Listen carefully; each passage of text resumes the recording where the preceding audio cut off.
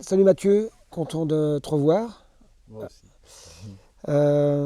Justement, je te revois parce que je t'ai connu moi près d'une caméra. Est-ce que tu peux, pour ceux qui ne te connaissent pas, raconter un petit peu ton parcours? Déjà avant que tu sois directeur de la photo, parce que je sais que tu es venu par la photo et c'est un peu atypique. Alors, oui, la photographie, pour moi, c'est à 15 ans.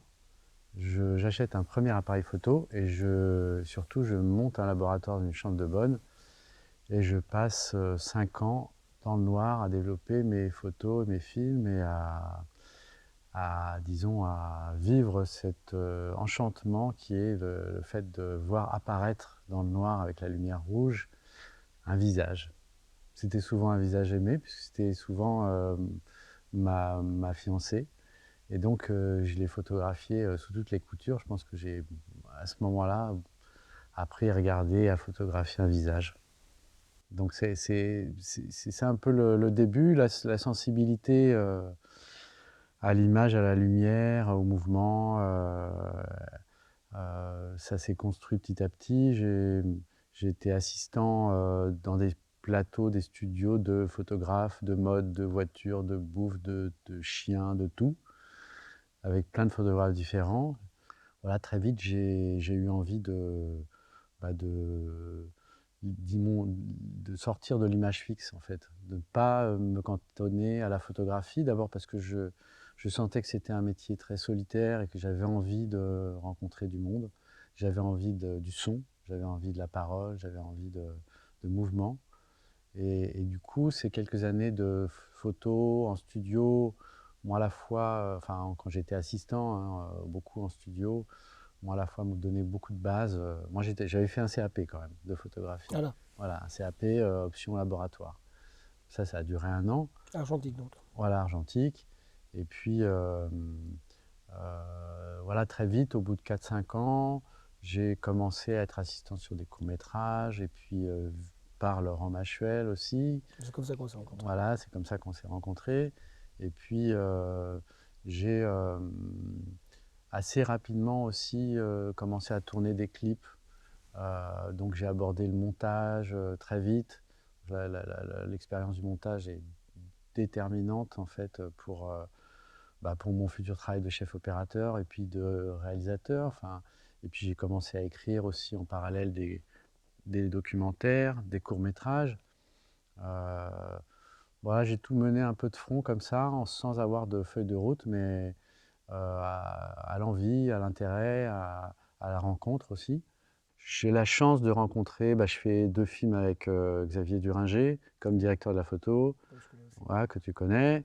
Et c'est super, enfin, c'est vraiment un très bel apprentissage, une très belle rencontre.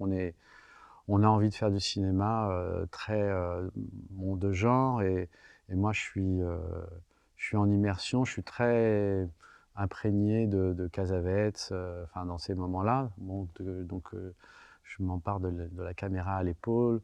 Je travaille beaucoup en Super 8 aussi pour faire mes propres petites expérimentations. Et puis tout ça va nourrir quelque chose qui, au moment de la rencontre avec Jacques Audiard, va être assez aussi nourrissant, hein, et déterminant sur des sensibilités comme ça, un rapport à la fabrication des images qui est très... où la question de la sensualité, du grain, de l'organicité du rapport au visage, aux personnes, à l'humanité, devient essentiel, enfin voilà, le critère principal. Et donc, du coup, l'expérimentation de la distance à laquelle on se place pour filmer quelqu'un. Et c'est des questions que je me pose autant comme opérateur que comme, voilà, comme réalisateur. Euh, je pense que voilà, c'est des questions qui sont très importantes au cinéma, qu'on fasse du documentaire ou de la fiction. Il y a cette approche première de à quelle distance on va se placer de nos personnages et d'un visage pour le filmer. Et à quel angle et comment on va le regarder. Qui peut différencier du metteur en scène avec qui tu travailles quand tu es directeur photo en tout cas. Enfin, tu vois, si tu travailles avec Ouais, qui peut se différencier, mais qui très vite, je fais un travail très en amont, en fait. Je réfléchis au film comme ouais. si j'allais le mettre en scène, en fait. Mais là, Comme directeur photo comme directeur aussi, photo. oui. C'est-à-dire, D'accord. je pense au montage, je pense à la forme, je pense à- au point de vue, voilà, tout, et à la mise en scène, au Ouais. rythme. C'est tout ça qui nourrit la façon dont moi je vais aborder ça quand je suis directeur de la photo. Justement, donc là tu parles de ce qui nourrit ce travail-là, donc l'importance du travail de préparation, Ouais. dont on va parler beaucoup parce que je pense que c'est un des paramètres qui a fait que tu as choisi aussi de faire ce que tu fais aujourd'hui. Tu choisis à un moment donné, donc tu fais non pas Regarde les ondes tomber, pardon, Sur mes lèvres de Jacques Audiard. Intouchable qui se fait remarquer et qui est remarquable et qui pour moi, sincèrement, et pour pas mal de gens, a changé peut-être une manière d'aborder la comédie en France en termes de photos. Et donc tu es en haut de la courbe et tu décides de plus travailler comme directeur photo. C'est un choix que tu as fait. Bah, je décide avant ça, je décide après sur mes lèvres, de plus faire de directeur photo, pour écrire, pour tourner ce que je fais, des courts-métrages, des documentaires, pour, voilà, pour renourrir, pour explorer des champs que j'avais pas encore explorés, avec voilà, un besoin d'aller vers des endroits inconnus. Et quand je fais Intouchable, en fait, ça fait longtemps que je le fais plus et que je veux plus le faire, et Nakache et Toledano le savent.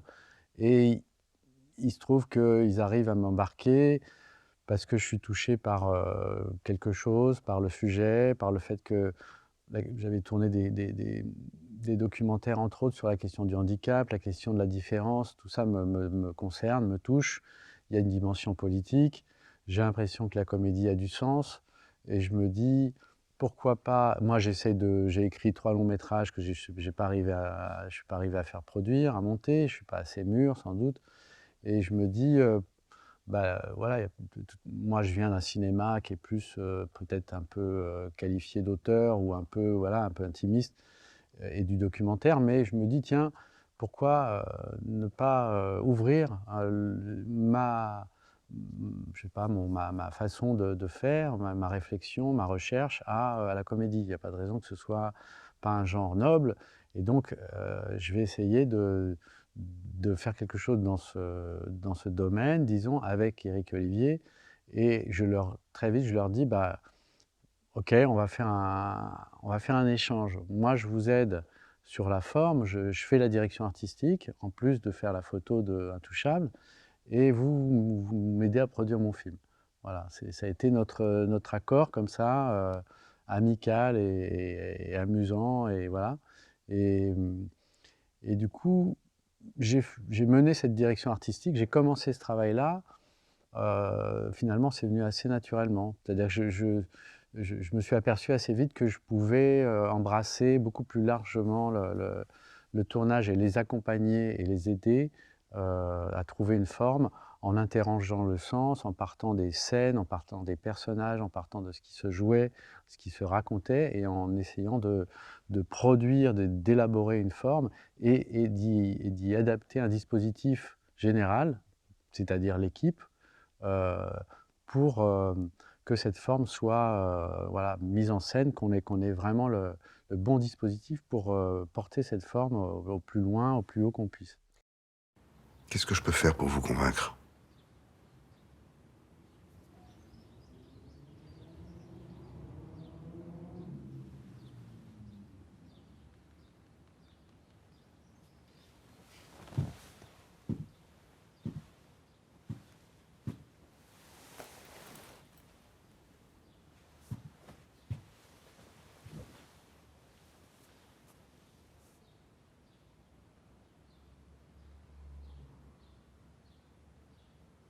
Et maintenant?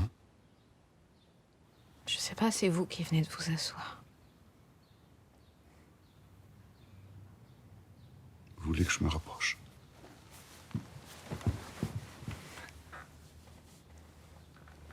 La proximité peut parfois faire un peu peur. J'en ai connu d'autres.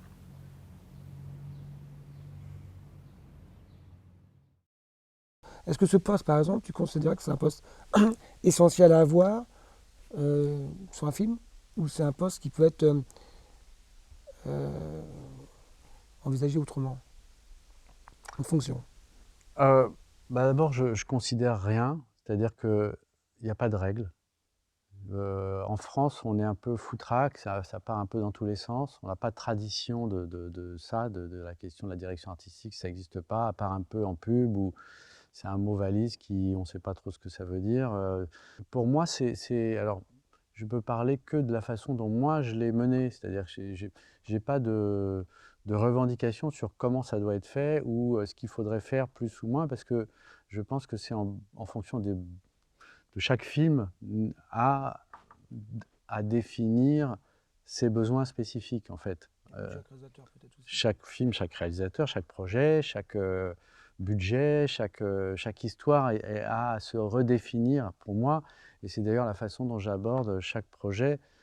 Là, après Intouchable, moi, j'ai continué à faire ça sans... Alors, pour le coup, j'ai arrêté complètement d'être directeur de la photo pour faire avec Éric Olivier la direction artistique sur leur film, où je faisais donc que la direction artistique. Et donc, c'est dans cette expérience-là qui a avancé petit à petit que, du coup, je me suis retrouvé naturellement sur En Thérapie, sur la série, à faire la direction artistique, mais l'endroit de la série étant un peu plus, peut-être apte à recevoir ou à concevoir cette nécessité ou parce qu'il peut y avoir, il y a plein d'épisodes, il peut y avoir plusieurs réalisateurs, il y a des spécificités qui sont un peu différentes des longs métrages quand même, et où on retrouve ce travail, notamment chez les anglo-saxons, où ça peut être le showrunner, ça peut être... Voilà. Pour ce qui est de En Thérapie, c'est sans doute différent parce que pour le coup, je n'ai pas initié, c'est une adaptation d'une série qui a été multi-adaptée, et que moi, j'arrive à un moment où les textes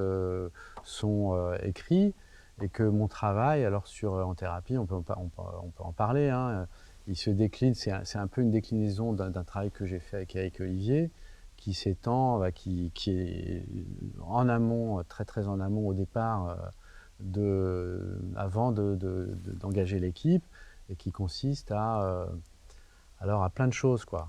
C'est-à-dire qu'en France, en fait, c'est vrai qu'on peut imaginer que ça concerne en général l'image. Moi, c'est pas du tout mon objet, en fait. L'image est une des composantes. Ça, c'est pas du tout, c'est pas que ça. L'image est aussi ton objet. Non, mais je veux dire, c'est pas focalisé là-dessus. Oui. C'est quelque chose qui est le plus ouvert possible. On fait le casting ensemble avec Éric et Olivier. Je fais passer les essais de casting. Je travaille sur les textes avec un des auteurs qui est choisi, que je supervise, parce que on s'aperçoit forcément que c'est tellement une quantité de textes énorme. Qui s'appelle Alexandre Manville. Qui s'appelle Alexandre Manville, avec qui donc, on reprend parce qu'on s'aperçoit qu'il y a un minutage, il y a parfois 10 pages de trop, qu'il faut travailler, que effectivement, pour certaines raisons, les scénaristes n'ont pas pu continuer ce travail. Peut-être que ça aurait été cohérent qu'ils le fassent, mais il y avait un peu des antagonismes, hein, forcément, puisque Éric et Olivier arrivant, s'appropriant le texte, voulant aussi retravailler, qui est à la tête de quoi, qui fait quoi, qui est à l'origine, c'est des processus complexes et comme ça représente beaucoup de travail sur des quantités de textes énormes, forcément il y a pas mal de gens qui interviennent à pas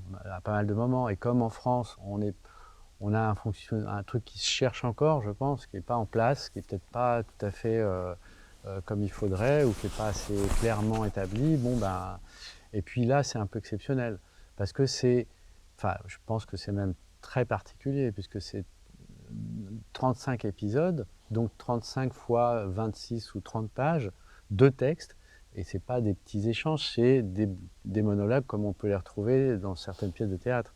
Donc c'est une quantité de texte qu'il va falloir, qu'on n'a pas le temps de faire éprouver sur la totalité avec les acteurs. Donc forcément, dans les mois qui précèdent, moi je travaille avec le chef d'écho, je rencontre toute l'équipe, je mets en place une équipe cohérente, hein, qui va me paraître la bonne équipe pour ce projet.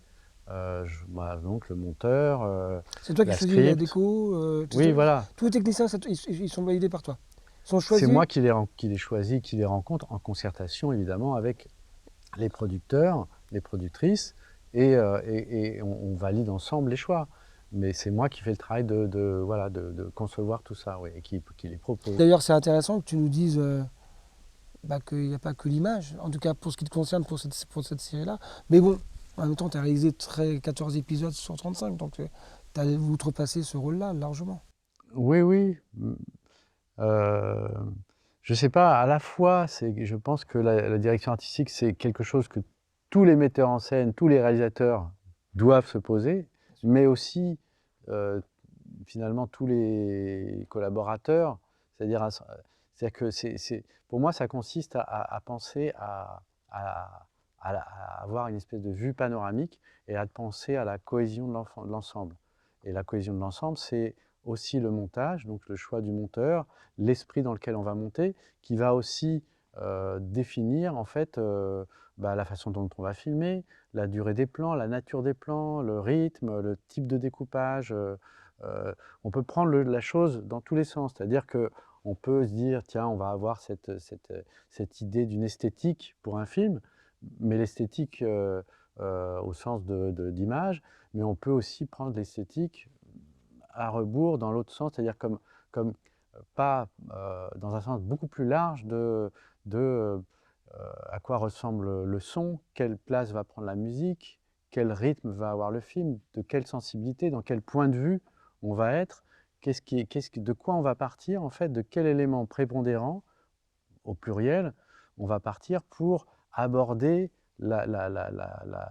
et trouver le bon point de vue, la justesse du film, comment dire, son énergie, la façon dont il va être amené au plus haut point d'incandescence de sa propre fabrication, quelque chose de cet ordre-là. Je cherche pas à fuir, docteur. Au contraire. Je veux affronter la réalité. Notre civilisation est en train de s'effondrer et moi je veux pas laisser arriver ça sans me battre. Quel qu'en soit le prix. Vous savez que j'ai raison. Au fond de vous-même, vous le savez. Ça n'est pas ce que je pense. Je pense que vous pratiquez la politique de la terre brûlée. Je pense que vous n'êtes pas prêt, monsieur Shiban. Vous êtes chargé d'une mission qui n'est pas la vôtre. Qui vous l'a assignée? Le monde.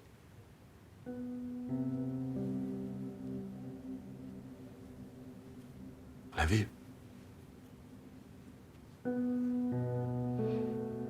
Tant pis pour mes névroses. Je vais aller combattre ces bâtards qui veulent nous détruire. Parce que vous trompez pas, docteur, ils veulent nous détruire. Pendant que moi et les gens comme moi, on sera là-bas, vous pourrez continuer à aider les gens à votre façon. C'est à ça que je sers, moi. À vous permettre de vivre. Je pense que vous faites une erreur. De toute façon, on pourra toujours reprendre quand je reviendrai.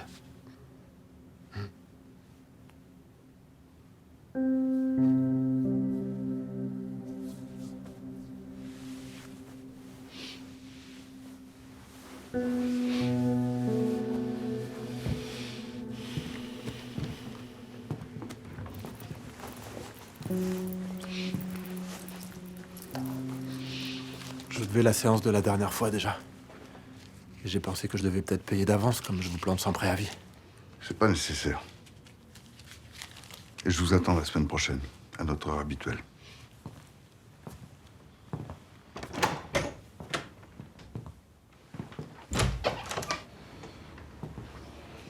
Quoi qu'il arrive dans les prochains jours, les prochaines semaines, vous pouvez m'appeler à n'importe quelle heure. Merci, docteur. Pour tout ce que vous avez fait pour moi, j'ai bien conscience que c'était pas facile. Je vous souhaite un joyeux Noël et j'espère que ça va s'arranger pour vous. Au revoir. Au revoir. Joyeux Noël à vous aussi.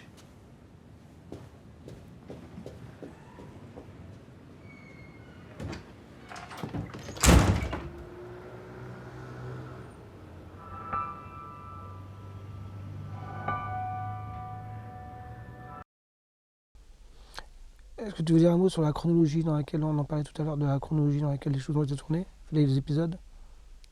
Les épisodes, ils ont été tournés de la seule façon dont on pouvait le faire, c'est-à-dire dans la chronologie par personnage.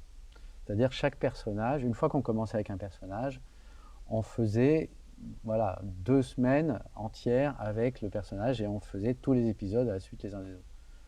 Donc par personnage, donc par réalisateur aussi.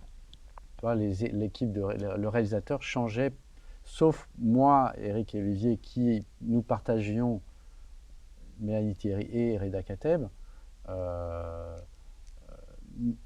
Mais on pouvait le faire parce que voilà, parce qu'on a cette histoire ensemble, qu'on a tourné beaucoup ensemble, parce que voilà, on se connaît suffisamment pour pouvoir faire cette espèce de passage de relais et sentir qu'on est dans la même état d'esprit en fait, et que finalement la méthodologie sur le plateau, la façon de travailler, la façon de reprendre le texte.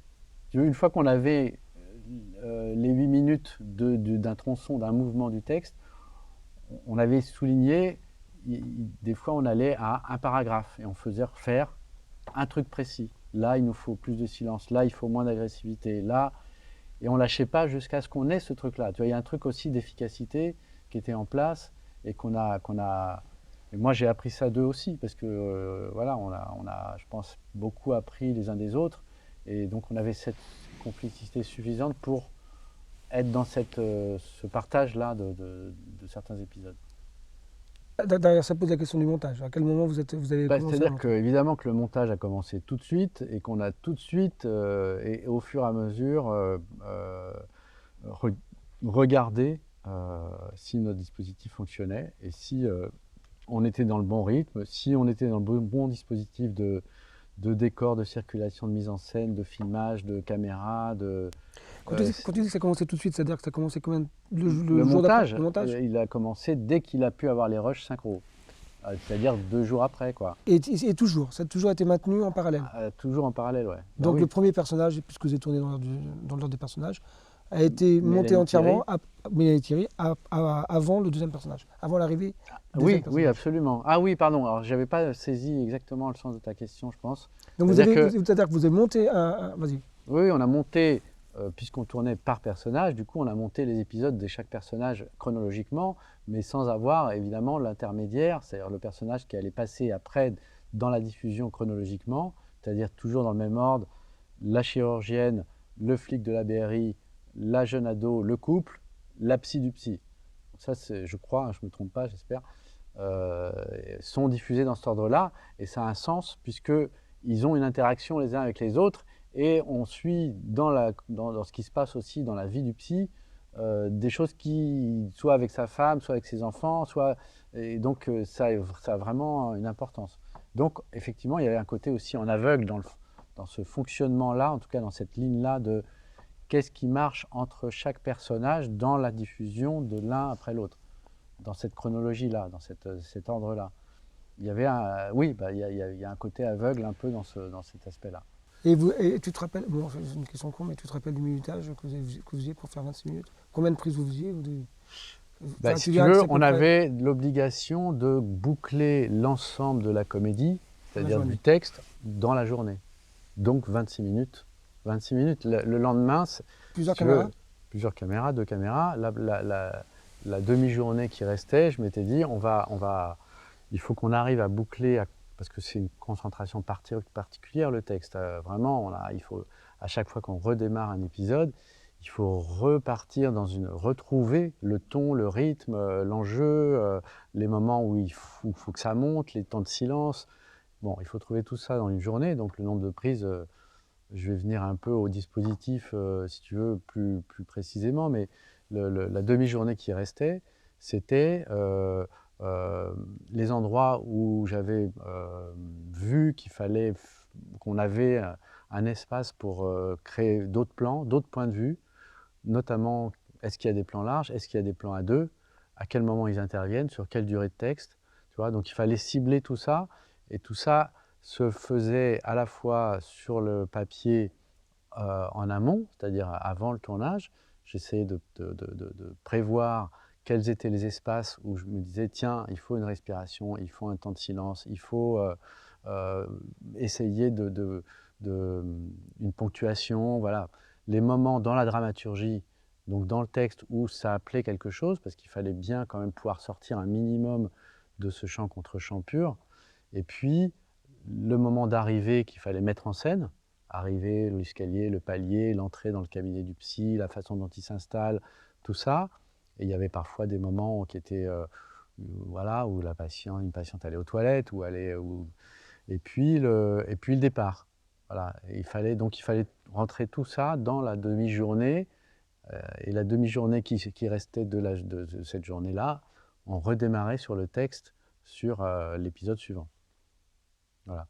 Et donc le processus pour arriver à ce dispositif, ça a été à la fois extrêmement important, incroyablement, presque, j'allais dire, fragile, parce que quand on se retrouve avec Frédéric Pierrot, on voit bien que 2-3 mois avant, on répète avec Mélanie Thierry, 1 ou 2 épisodes, on essaye de comprendre comment on va pouvoir faire, parce que pratiquement, c'est quand même un challenge sur le papier, comme ça, on se dit, c'est quand même, c'est casse-gueule, quoi. Voilà, il faut arriver à être dans un rendement, puisqu'on avait cette ambition d'être extrêmement haut en gamme, c'est-à-dire qu'il n'était pas question de céder, de céder sur le jeu, sur la qualité du jeu, sur la crédibilité de cet endroit et de cette situation d'un patient et son psy.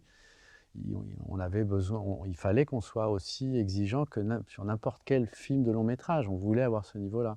Donc, on s'est retrouvé à faire 1000 essais, notamment avec Frédéric, et où petit à petit, on a été obligé de se rendre compte qu'il y a un moment donné, on savait on allait devoir lâcher quelque chose, de la maîtrise aussi, notamment du texte, que lui, il n'allait pas pouvoir apprendre 900 pages de texte, et que donc il allait falloir des soutiens, un peu comme au théâtre, parce qu'on était dans un dispositif de huis clos. Donc moi j'ai pensé en fait la mise en scène et la direction artistique comme un dispositif de théâtre. Avec l'appartement du psy, on l'a dessiné en fonction des questions de circulation et de point de vue entre le cabinet du psy, les axes principaux entre le psy et le patient, et l'asymétrie du reste de son appartement, c'est-à-dire le pivot central géographique était le hall d'entrée avec l'escalier,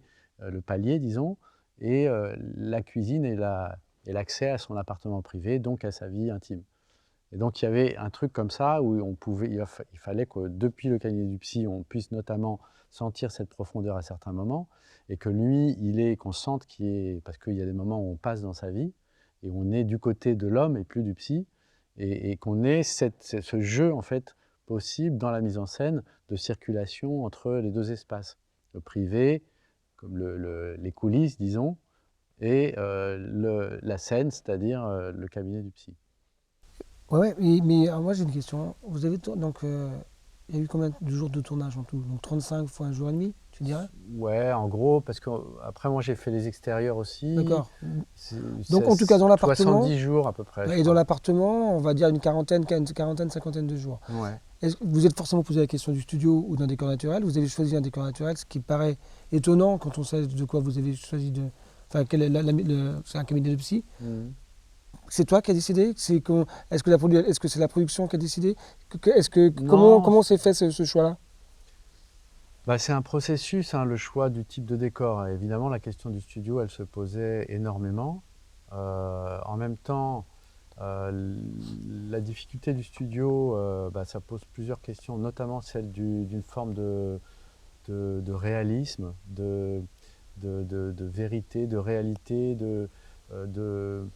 moi, j'avais envie de pouvoir circuler de l'extérieur vers l'intérieur, qu'on sente que ça c'était vrai, qu'il y avait un vrai escalier qui descendait, qu'il y avait un ascenseur, qu'il y avait un palier, et tout ça c'est quand même difficile à faire exister en studio, c'est possible, mais voilà, ça veut dire que tu mets tout ton décor, soit il y a une fosse, mais c'est petit. Polanski, il aurait tourné en studio. Oui, il aurait tourné en studio, mais moi j'ai plutôt tendance à favoriser une forme de, même si c'est des contraintes et que c'est compliqué, du coup j'ai trouvé, enfin à favoriser une forme voilà, je sais pas, je dis réalisme, c'est peut-être pas le bon mot, mais en tout cas voilà, de s'inspirer de lieux, de trouver, voilà, parce qu'il y a des volumes, tu vois, il se trouve que, d'ailleurs, l'unique immeuble entier qu'on ait vu, qui était possible et disponible, il y avait un endroit où ça correspondait. Bon, il fallait casser des cloisons, redessiner à l'intérieur la circulation de façon à ce que ça serve la mise en scène, voilà, telle qu'on l'imaginait pour cet appartement et le cabinet du psy. Mais il y avait quelque chose la vérité du parquet, les moulures, les fenêtres, les matériaux, enfin, tout ça à recréer. Bon, voilà, c'est possible, tout est possible. Mais moi, je savais aussi qu'on avait des moyens limités. Tu vois, c'était aussi une façon de rentrer dans le cadre, le cadre de production notamment. Il y avait quelque chose qui paraissait cohérent. On avait la possibilité, du coup, on a imaginé qu'on pouvait faire le cabinet de l'APSI aussi dans ce lieu-là. On a cherché à maximiser autant que possible l'entièreté de cet immeuble, l'ascenseur, le hall, l'escalier, l'accès au cabinet de cette femme qui est censée se passer dans un autre appartement, dans un autre immeuble. Et puis, après, il a fallu adapter, c'est-à-dire recréer quand même un peu la condition du studio, c'est-à-dire ne pas être dépendant de la météo et du jour et de la nuit, parce qu'on était notamment en hiver et qu'on savait que les journées, elles allaient être... il fallait en aucun cas devoir s'arrêter pour des questions notamment de lumière, de météo, de jour qui tombe. Et donc, on a décidé, et à chaque fois que je faisais, qu'on dessinait ça avec les personnes concernées, et la production, et Eric et Olivier, à chaque fois, on validait les choses au fur et à mesure. On a été amené à ce dispositif qui était, bon, maintenant, ça me semble une évidence, c'était la meilleure option dans le cadre qu'on avait en termes de production et artistiquement pour mener le projet. Mais ça, c'est vraiment c'est pas une décision théorique, ça se fait de façon aussi empirique, au fur et à mesure, en confrontation, en discussion avec tout le monde. C'est pas une décision verticale, autoritaire, disons. Dans la série, il y a quelque chose que je trouve vachement bien, c'est que les rendez-vous de psy, évidemment, ça ne se fait pas aux mêmes heures, et on le voit. Grâce à la fenêtre, on voit l'ambiance de lumière qui change derrière. Ouais. Ça, c'était écrit, c'est... Non, c'est pas écrit. Dans ce qui est écrit, c'est l'heure. Oui. L'heure. On dit, si tu veux, chaque patient a un horaire par semaine qui reste le même. Et donc, on est parti de ça et j'ai proposé de faire une espèce de grille. Comme on savait qu'il fallait qu'on ait un dispositif très simple. Donc, j'ai un peu proposé, mais il y avait quand même, c'était pour moi la seule façon d'arriver à tourner et à ne pas perdre de temps dans les changements de lumière, c'est d'avoir un dispositif de lumière quasiment unique, très simple, mais d'établir un tableau de 6 ambiances principales différentes. 6.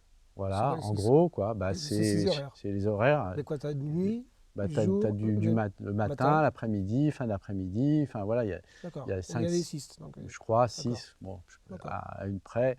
Et puis, à l'intérieur de ces horaires, on pouvait faire des variations. Il pouvait y avoir de la pluie, on pouvait être plus ou moins fort, plus ou moins, voilà. Mais que la base, en fait, était là.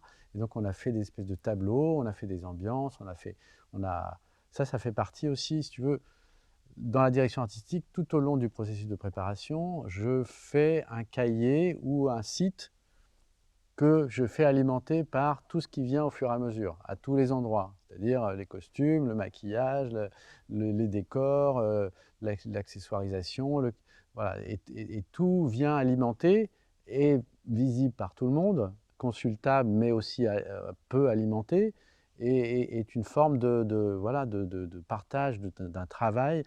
Alors, j'appelle pas ça un dossier artistique, j'appelle ça un document en travail, vraiment un document de travail qui sert à alimenter, à nourrir une réflexion, une recherche qui est en cours d'eux, voilà, mais qui n'est jamais pris comme, voilà, la couleur, ça va être ça. C'est pas une espèce de, ça fait partie d'un des outils de la recherche. Si pour certaines raisons, il y a des scènes qui doivent être storyboardées, ça va rentrer là-dedans. Et tout le monde peut voir, c'est-à-dire qu'il y a aussi un truc d'anticipation, en fait, possible, je pense, en tout cas, c'est comme ça que j'essaye de le mener. Après, il y a une difficulté particulière à ce travail, et moi je me suis souvent, même quasiment systématiquement, heurté des réticences en fait, parce que je pense que ce n'est pas une culture de travail qui existe en France et que les chefs de poste, pour plein de raisons, peuvent avoir du mal aussi à accepter qu'il y a quelque chose qui est en amont de ces décisions, des décisions artistiques ou esthétiques, qu'il y a une espèce de vision d'ensemble qui a été élaborée, et qui est pensée, et qui part de questions de mise en scène, qui part du sens, qui part vraiment du texte et des personnages.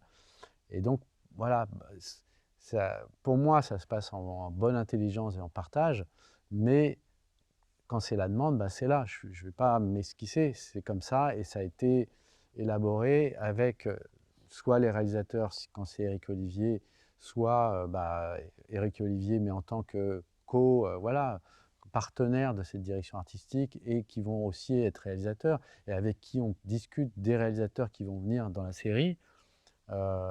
Parfois, oui, ça coince, pour certains, ça coince.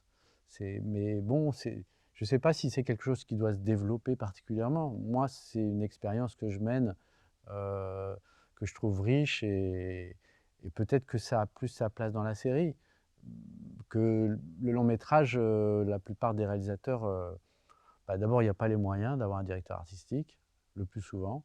Il y a déjà ça. Et puis, les réalisateurs, ils sont censés aussi faire ce travail. Sauf que quand quelqu'un s'en occupe spécifiquement, forcément, ça prend une ampleur, une envergure. C'est vrai que les films avec Éric Olivier, les films Intouchables, et puis voilà, les 2-3 autres que j'ai faits, il y avait cette idée de donner une envergure, une ampleur, de déployer vraiment une dimension pensée, une puissance, voilà, dans les films, qui soit voilà, d'une exigence très forte, quoi. Et peut-être que moi-même, sur mes propres films comme réalisateur, je ne peux pas être aussi percutant ou aussi investi dans cette question-là, dans cette posture-là, parce que j'embrasse aussi tout un tas d'autres choses. Mais est-ce que toi, justement, en tant que réalisateur sur un long métrage de fiction, tu auras envie qu'il y ait un directeur artistique?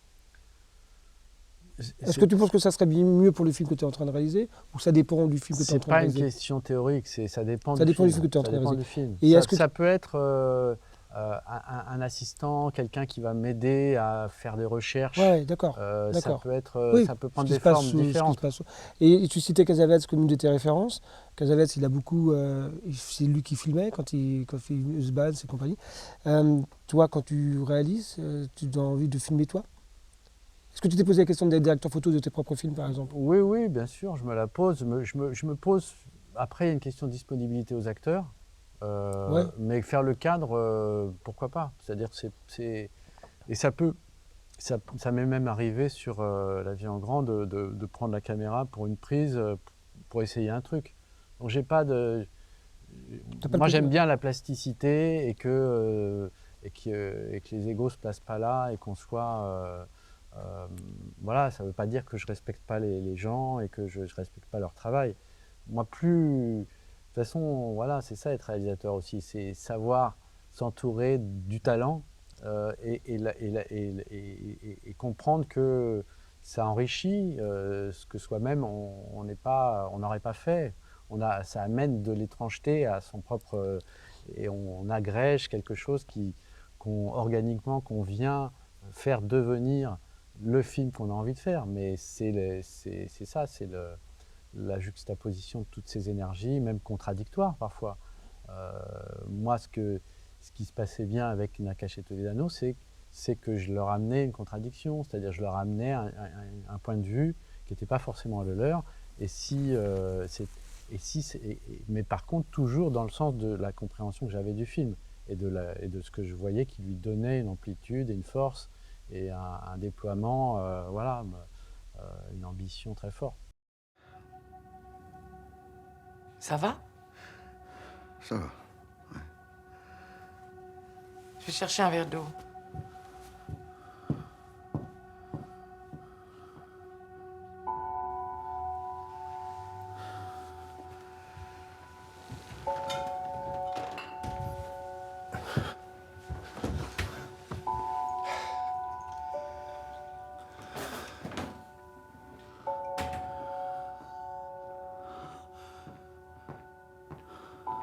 Philippe, j'appelle les urgences. Ça va, je suis bien comme ça. Oh, tu m'as fait peur.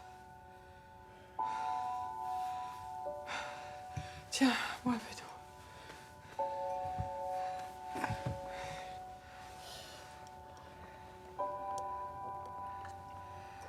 Comment tu te sens? Ça va.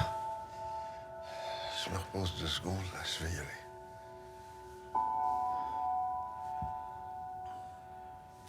Je crois que je vais rentrer chez moi.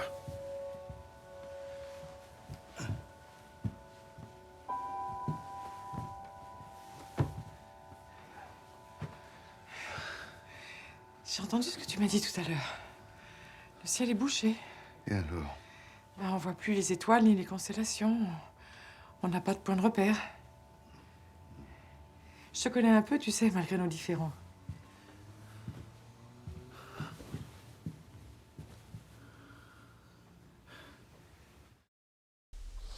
Si on revient sur En thérapie au niveau de l'image, c'est vrai que c'est un challenge de filmer 2 personnes qui se parlent. Là, on a fait un champ contre champ classique. Mais parfois, vous sautez l'axe, parfois pas. Est-ce que ça, c'est aussi écrit? Est-ce qu'il le décide? Et à quel moment? Est-ce que c'est le directeur artistique qui décide à quel moment vous sautez l'axe? Ou comment ça s'est passé Non, ça? d'abord, quand les réalisateurs, c'est-à-dire les autres réalisateurs, Pierre Salvadori, Nicolas Pariser, voilà, ils ont un cadre, ils ont une structure qui est là, une équipe, des caméras, tout est là. Tout, ouais. Mais après, c'est évidemment qu'ils sont libres dans ce dispositif de faire ce qu'ils veulent. Je viens pas pour Je suis venu au début, les premières, pour si jamais ils avaient des questions, parce qu'il y a aussi un truc de passation. C'est pas évident de se mettre dans ce rythme-là d'un coup, du jour au lendemain, crac, il faut faire 26 minutes en quasiment une journée. Donc c'est plus dans cette idée de si nécessité de transmission ou de voilà, parce qu'il y a 2 cadreurs, il y a des moi parfois au tout début j'étais un peu en jonglage avec les cadreurs parce que savoir comme en fait j'avais imaginé l'idée, on revient un peu à Cassavetes mais du plan séquence.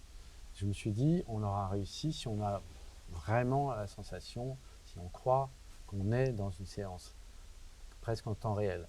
Et donc, dans cette philosophie-là, je savais qu'on ne le ferait pas techniquement, mais que c'était cette philosophie-là qui me semblait intéressante à exploiter, à chercher, à pousser.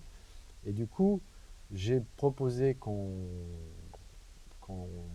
divise en 3 mouvements chaque épisode. Donc, ça faisait 8-10 pages, pour laisser aux acteurs et à tout le monde la chorégraphie, s'il y avait un petit mouvement, tout le monde, voilà, de s'installer dans la durée, et puis au réalisateur, enfin en tout cas moi, c'est comme ça que je sentais la chose pour la déployer et pas noyer l'acteur dans un truc de 26 minutes avec 26 minutes de texte d'un seul coup. Je notais au fur et à mesure, au cours de ces 8-10 minutes, tout ce que j'entendais, ce que je voyais au cadre, sur un iPad, justement, là pour le coup la technique c'était vraiment un outil formidable, en faisant défiler les trucs et en notant au fur et à mesure des indications, soit de rythme pour l'acteur, soit je me disais tiens là c'est un moment où il faut un temps de silence et puis il faudrait un plan large. Je notais aussi au fur et à mesure, donc il il y a une partie live en fait qui se passe forcément parce qu'on n'a pas tout répété et qu'on n'a pas prévu. Donc j'avais quand même prédécoupé tout, en tout cas pour ce qui me concernait mes épisodes, c'est-à-dire ceux de Reda Kateb que j'ai fait et ceux de Mélanie Thierry et ceux de Carole Bouquet, les axes, les moments où on les passait, ça j'avais prédécoupé. Par contre, je ne m'empêchais pas de changer ça ou d'imaginer un autre plan à la place si je sentais que c'était nécessaire dans ce qui se passait avec les acteurs sur le moment. Mais ça, c'est processus. Et sur tous les épisodes, tu étais présent, même ceux que tu réalisais pas? Non, j'étais présent sur quasiment tous ceux de Éric et Olivier. C'était le début. Oui. Comme ils avaient tenu à commencer, que moi j'avais de l'avance, voilà, il y avait aussi un truc de passation. Et puis il y a un moment au tout début, on s'est retrouvé avec tout le monde dans cette toute petite pièce, avec les caméras, avec des gros zooms, les unes à côté des autres. J'avais tenu à ce qu'elles soient mobiles, c'est-à-dire pas pour faire des mouvements, mais pour se recaler, pour se replacer, pour faire des légers décadrages, pour revenir chercher une amorce. Et donc j'ai commencé avec un dispositif où à la fois j'écoutais le jeu, j'avais un casque aussi où je parlais au cadreur, je notais en même temps. Bon, voilà, il y a eu un espèce de truc un peu impossible d'ailleurs à mener, mais où c'était. Les cadreurs avaient des oreillettes. Ils avaient des oreillettes, et je voulais leur parler, je voulais pouvoir leur dire On va chercher les mains. change de cadre, Ouais. modifie, serre-toi un peu. Je voulais pouvoir ajuster ça au fur et à mesure. Mais ça a été surtout les calages sur les premiers épisodes, en fait, avec Eric et Olivier, où il y avait un côté aussi, on n'avait pas tout essayé. On avait fait une simulation 8 jours avant en situation de tournage, mais voilà, évidemment qu'on découvrait aussi plein de choses et qu'il fallait roder un truc qui avait intérêt à se roder très vite, parce qu'on ne pouvait pas prendre du retard sur l'ensemble des épisodes. Donc très vite, il fallait qu'on retrouve le rythme de tourner un épisode en une journée.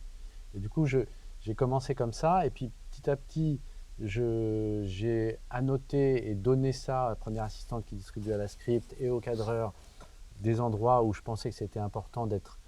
Voilà, moi, il y avait une base de cadre pour les deux caméras, qui étaient toujours l'une à côté de l'autre, mais on parlait par signe aussi. Moi, je faisais signe à un machin, je faisais, tu vois, pendant la prise, parce que Machin, parce c'est qui que- Machin, un comédien?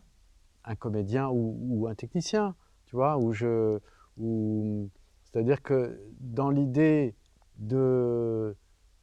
Alors, c'est Casavette, c'est Piala, c'est tout ce qu'on veut, c'est plein de. Voilà, c'est dans l'idée de laisser autant que possible l'énergie de la scène, l'émotion, la force, la puissance dans laquelle l'acteur se trouve, Sans interrompre. soit pas interrompue et que même si c'est pas grave si ça se trompe. Alors après quelques semaines ici, ce jeune homme qui est venu ici demander votre aide, il part se faire tuer dans un pays étranger. Comment jugez-vous votre travail? J'ai tenté d'accompagner Adèle dans sa quête. Je me sens responsable de tous mes patients, c'est pas une formule en l'air. Qu'est-ce que vous lui auriez dit si c'était votre fils? C'est comme ça que vous lui avez parlé, que vous avez essayé de l'accompagner dans sa quête? Comme s'il était votre fils? Je sais que vous avez beaucoup de peine. Ce n'est pas ce que je demande. Si votre fils était venu vous voir pour vous dire qu'il partait en Syrie faire la guerre à Daesh, vous auriez dit quoi? Je le dis autrement. Si votre fils était venu me voir moi pour me dire qu'il allait affronter les terroristes, les armes à la main, et que je l'avais laissé faire, que penseriez-vous de moi, monsieur?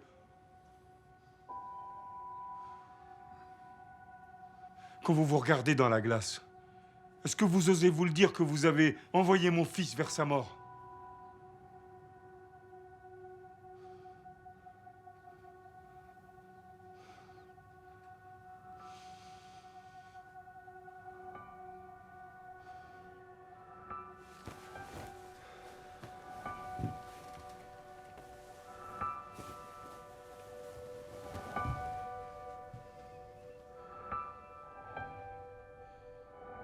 J'espère que vous arriverez à les aider les autres.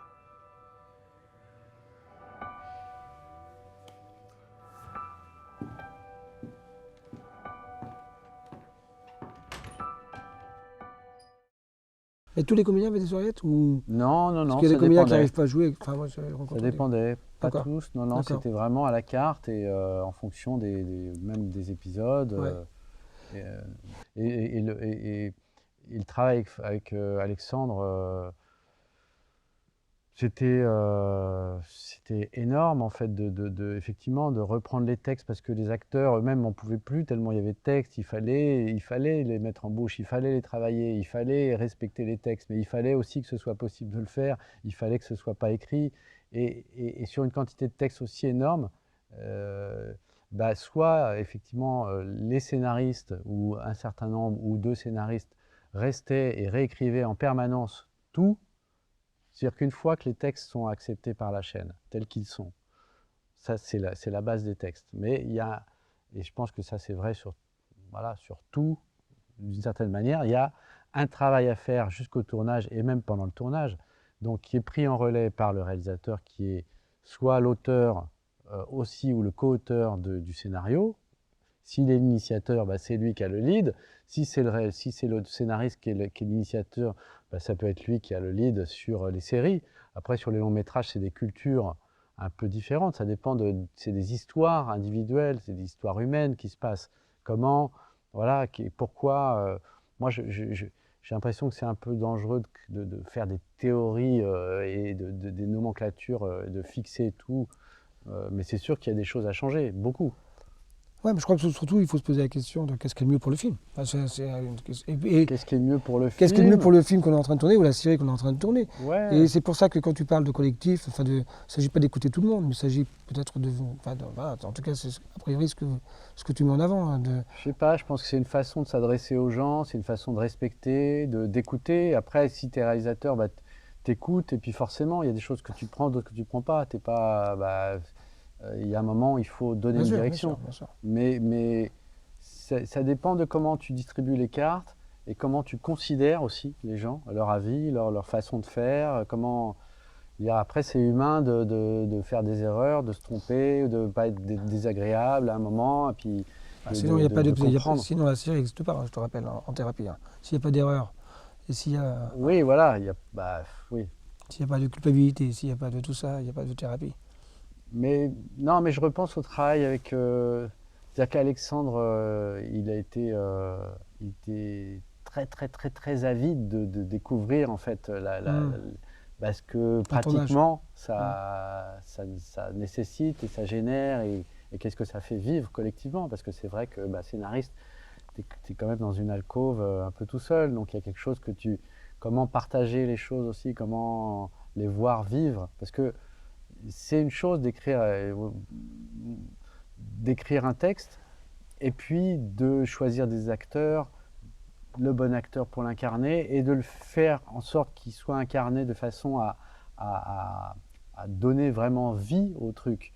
Et ça, c'est une expérience, je pense que tout scénariste devrait mener aussi, parce que c'est énorme en fait ce passage-là.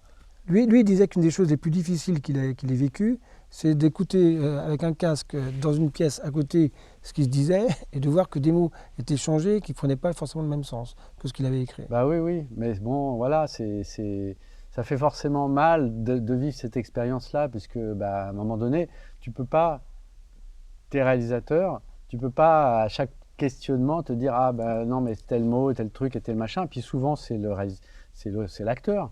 L'acteur, c'est lui qui t'amène quelque part. C'est sa sensibilité, c'est son choix des mots. Il y a des mots qu'il ne veut pas dire ou qu'il ne peut pas, qu'il ne sent pas. Il change un peu le sens. Bon, souvent, c'est pas déterminant. Après, quand il y a des choses, s'il y a un contresens total, que tu trahis quelque chose, mais je pense que la plupart du temps, ce n'est pas le cas. Il y a une vraie attention. Et puis de toute façon, pour ce qui est des séries, pour un réalisateur qui n'a pas écrit le texte au départ, qui est le texte d'un scénariste qui lui-même s'est appuyé sur un texte existant qui fait une adaptation. Bon, tout ça, c'est des chaînes de transmission. La plupart du temps, le réalisateur et les acteurs, la raison pour laquelle ils vont dans une direction, c'est qu'ils cherchent le sens. C'est le sens qui donne le là. C'est ce qui se joue, c'est l'émotion. Et à un moment donné, le texte, c'est une chose, mais le cinéma, c'est aussi c'est aussi des gestes, c'est aussi des émotions, c'est aussi des silences, c'est plein de choses, quoi. Sur une série comme ça, la peur, la peur principale, De s'ennuyer. générale, c'est de s'ennuyer. C'est-à-dire, D'ailleurs, et c'est on- ce que tu as dit ici en arrivant, je te signale, quand tu es arrivé ici, et que tu as vu le confort des sièges qui doivent peut-être ressembler à un confort d'un cabinet de psy, tu dis, ah, j'espère que je ne vais pas m'endormir. ouais, Voilà. parce que c'est Bah confortable. oui, Donc, c'est voilà. confortable, il y a un cocon aussi Oui, ouais, il y a un que vous côté, installez. bah voilà, le cabinet, il faut que ce soit, les patients se sentent en sécurité. Hum, D'ailleurs, le choix du canapé, le choix de hum. tout ça a été très, très pensé par rapport à cette question-là, l'environnement, ce que ça raconte sur le psy, le niveau social de l'appartement. Voilà, Ouais. moi, un de le cheval de bataille principal, si tu veux, qui a dirigé ma réflexion, le mouvement de cette direction artistique en général, était de me dire comment une série où chaque épisode est un épisode de psy, donc c'est les psys, c'est les intellos, c'est les parisiens, c'est l'élite, c'est Arte, c'est comment on va faire en sorte, et c'est quoi l'intérêt en fait. Alors pour moi, l'intérêt, c'était très vite d'intéresser les gens qui n'ont jamais vu de psy, qui ont soit des préjugés, soit des peurs, soit voilà, pour qui aller chez le psy ou aller raconter une souffrance psychique ou une souffrance du passé ou c'est se plaindre, c'est étaler sa vie, voilà, il y a un côté qui est voilà, pas très positif pour aller percuter la vie de chacun, mais quel qu'il soit, c'est-à-dire quelle que soit son origine, le contexte social dans lequel il est, que la série puisse intéresser tout le monde et puisse justement faire entendre à des personnes qui ne s'imagineraient pas avoir besoin de ça, que la souffrance psychique, ça se soigne aussi et que la violence du monde, la violence des rapports sociaux, la violence du travail, des rapports de domination, la violence du masculin vers le féminin, toutes ces violences, eh ben, elles génèrent de la souffrance intérieure et que bah, c'est pas réservé à certaines personnes. Et que donc j'avais l'idée de démocratiser, de rendre démocratique dans l'idée cette pratique qui n'est pas une façon de se plaindre, mais qui est une façon juste d'aller se soigner et d'aller mieux, potentiellement. Après, ça ne marche pas de la même façon pour tout le monde.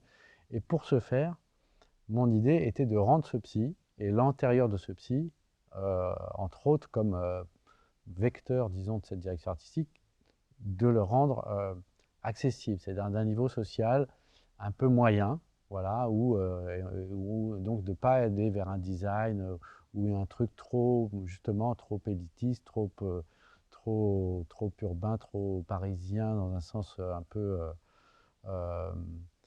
voilà, d'aller plutôt vers bah, voilà, notamment bah, le choix de Frédéric Pierrot, c'est quelqu'un qui est, voilà, il a cette accessibilité, cette humanité, on sent que c'est quelqu'un à qui on peut parler facilement.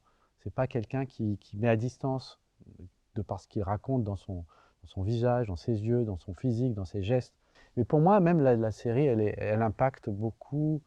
C'est pas seulement la question du psy, en fait, elle vient en écho. Bon, il y a la crise sanitaire et tout ça, tout ce qu'on vit, mais elle vient en écho de la violence du monde tel qu'il avance, tel qu'on le ressent, et peut-être plus, d'autant plus qu'on est rendu d'une certaine manière un peu immobile, on est un peu immobilisé. Donc cette situation nous amène à appréhender davantage peut-être cette violence et à la voir et à la ressentir.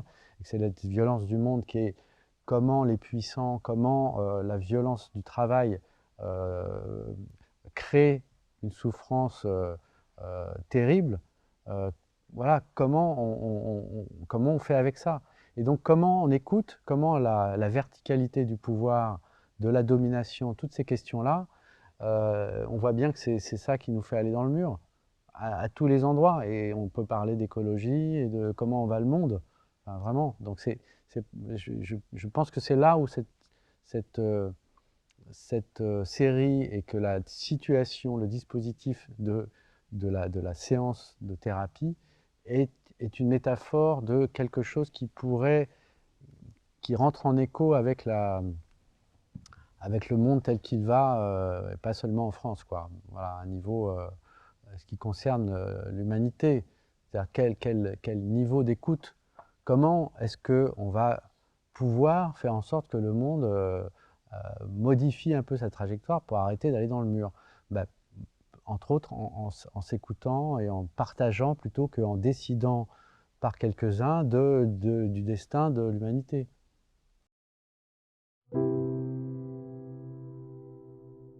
Il avait mis les infos et c'est comme ça que j'ai su pour le Bataclan. Quand on est arrivé, on a compris que les mecs avaient des otages et on a su que ça allait être très dur.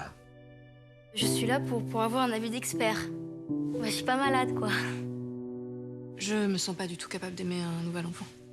La vérité, c'est que j'ai la trouille. Quand on vient consulter, c'est qu'on a quelque chose à dire et quelque chose qu'on ne veut pas dire. Mes patients, s'ils savaient ce qui se passe dans ma tête, à certains moments des séances, je pense qu'ils partiraient en courant. Et quelqu'un d'autre. Après, me dites pas que vous en êtes pas rendu compte. Et rendu compte de quoi, là? Je crains de ne pas vous suivre. Vous êtes devenu mon obsession. Je suis pas angoissé, je suis en colère. Racontez-moi. Vous voulez savoir ce qui m'empêche de dormir? C'est de savoir que quoi que je fasse, aussi entraîné que je sois, ça sert à rien à cause des gens comme vous. On vient vous voir pour un avis professionnel et vous nous poussez au divorce. Le jour où je t'ai rencontré, j'ai fait une croix sur ma liberté. Je reviens pas de comment vous êtes chiant, mais c'est démesuré. Comment vous faites avec votre fille?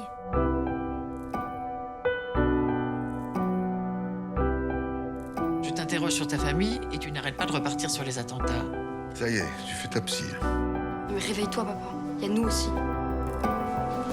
Je veux pas rentrer dans vos trucs de psy. Faut vous le dire comment?